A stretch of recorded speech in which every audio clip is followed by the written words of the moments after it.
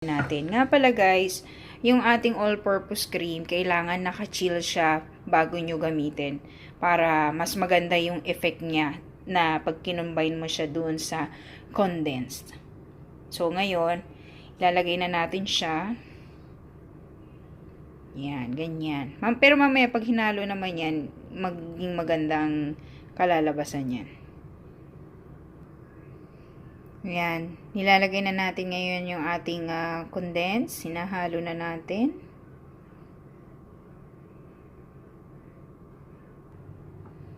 Next guys, bago natin haluin ng sobra, para isang haluan na lang, isusunod naman natin yung ating makapuno. Ilalagay na natin siya. And then, after, lalagyan naman natin ng ilang drops ng Buko Pandan essence para talagang mas malasang Buko Pandan. So, ngayon, lalagyan na natin itong makapuno.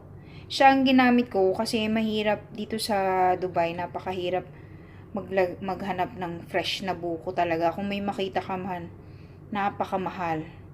Wait lang. Yan, nalagay na natin. Tapos, few drops nito. 1 out. Okay, tama na yan. So guys, ito na yung ating finished product. Ayan. So, i-chill na lang natin siya. After, i-chill na lang natin siya sa ref. And then, enjoy the dessert na lang after. Okay guys? So, see you in my next vlog. Subscribe. Thank you.